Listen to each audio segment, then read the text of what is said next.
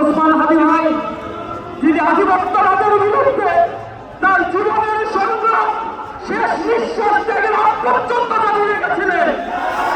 আজ আমরা তার রক্তের বিনিময়ে এই শাহবাগের পতন হয়ে হাদির দপ্তরের স্থান হলো। এটা এখন থেকে বাংলাদেশে হাদি দপ্তর হিসেবে পরিচিত হবে।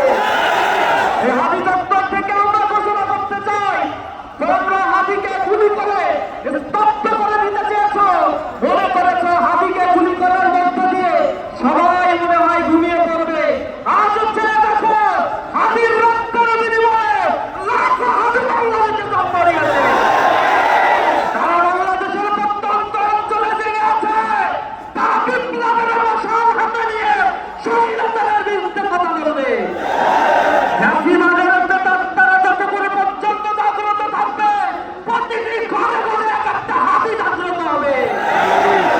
আমরা দীপ্ত কণ্ঠে বলতে চাই, হাদির হত্যাকারীদের এখনো পর্যন্ত গ্রেফতার করার ক্ষেত্রে অপারগতা যারা প্রদর্শন করেছে, অনতি বিলম্বে এই আইন শৃঙ্খলা রক্ষায় নিয়োজিত বাহিনীদেরকে আমরা হুঁশিয়ারি দিয়ে বলতে চাই, হাদির হত্যাকাণ্ডের বিচার এবং দোষীদের অতি দ্রুত শাস্তির আওতায় আনতে হবে।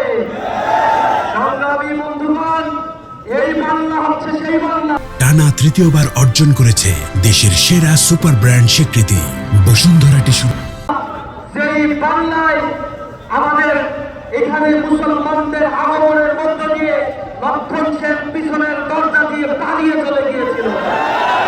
আমাদেরকে যারা তাদের অবিনষ্ট করাতে চেয়েছিল, সেই আধিপত্যবাদ, সেই গণহত্যাকারীদেরকে আমরা বিতাড়িত করেছি।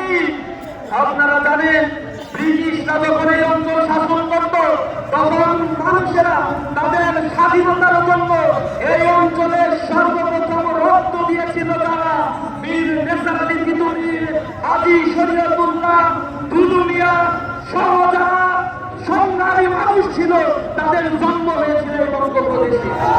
এই বঙ্গপ্রদেশ সেই ইতিহাসের সাক্ষী। যখন ব্রিটিশরা এখানে আগমন করেছিল, ব্রিটিশদের বিরুদ্ধে এই উপমহাদেশের সর্বপ্রথম বিদ্রোহ শুরু করেছিল ফকির মজনু শাহ। আর সেই ফকির মজনু শাহ এই বাংলাদেশের মানুষ ছিল।